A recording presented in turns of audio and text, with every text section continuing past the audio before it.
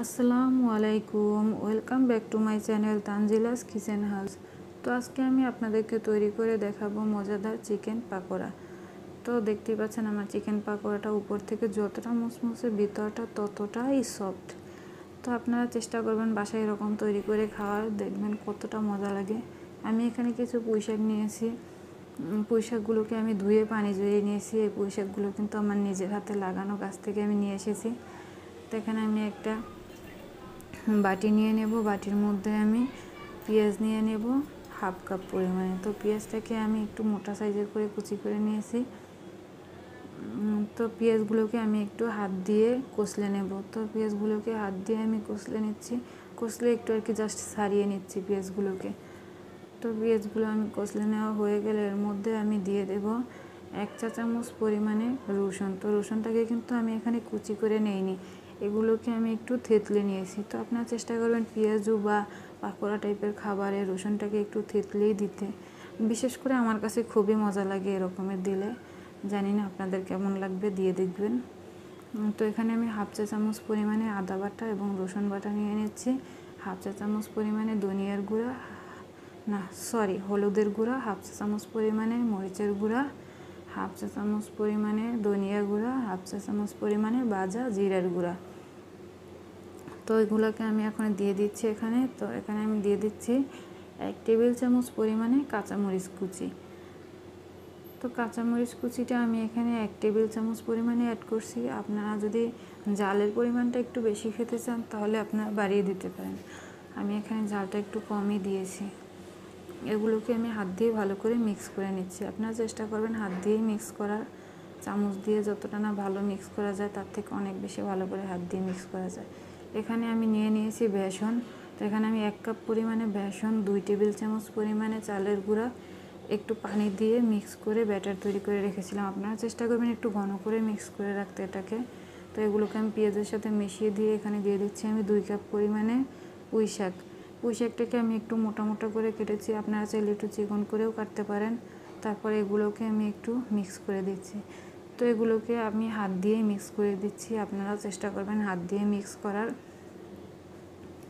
তো এগুলোকে আমার যদি মিক্স করা হয়ে যায়, তারপরে আমার প্রায় হয়ে আসছে মিক্স করা। তো মিক্স করা হয়ে গেলে আমি এখানে দিয়ে দেব 1 চা চামচ পরিমাণে বেকিং পাউডার। বেকিং পাউডারটাকে দিয়ে আমি এখানে আবার একটু মিক্স করে নিচ্ছি।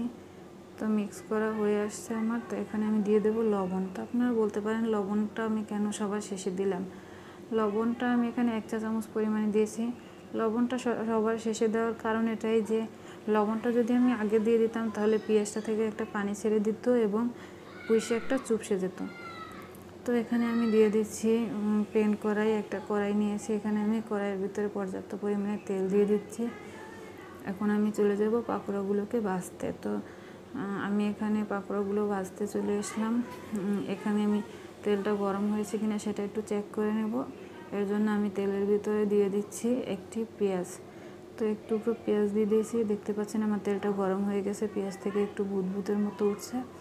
তো এখানে আমি পাকোড়াগুলোকে এখন একে একে ভেজে নেব। তো আমার পাকোড়াগুলোকে একে একে আমি দিয়ে দিচ্ছি ভেজে নেওয়ার জন্য। এগুলোকে এখন আমি সব দিয়ে দেব। দেওয়া হয়ে গেলে এগুলোকে আমি উল্টে পাল্টে কিছুক্ষণ ভেজে নেব। তো আপনারা চেষ্টা করবেন এই পর্যায়ে চুলার আঁচটা একটু মিডিয়াম টু লো হিটে করে ভাজতে। না হলে চুলার আঁচটা যদি বেশি থাকে তাহলে সেই ক্ষেত্রে হবে কি যে উপরটা অনেকটা লাল হয়ে যাবে তাড়াতাড়ি এবং ভিতরটা কাঁচা থেকে যাবে।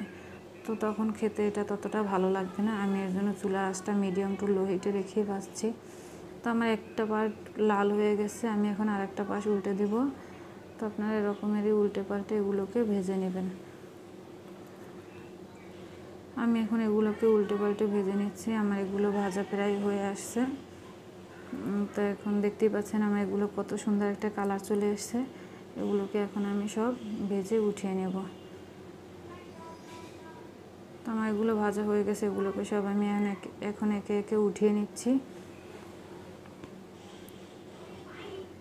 এগুলোকে আমার উঠানো হয়ে গেলে এগুলোকে আমি এখন রেখে দেব এক পাশে। তারপরে আমি অন্য যে পাকোড়াগুলো রয়ে গেছে ওগুলোকে আমি ভাজতে চলে যাব। তো এখন আমি আর যে পাকোড়াগুলো ছিল বাকি ছিল সেগুলোকে আমি একে একে ভেজে নিচ্ছি। এগুলোকে আমি এখন ভেজে একে একে দিয়ে দেব, দিয়ে সবগুলো ভেজে নেব। এগুলোকে আমি আস্তে আস্তে করে ভেজে নিচ্ছি।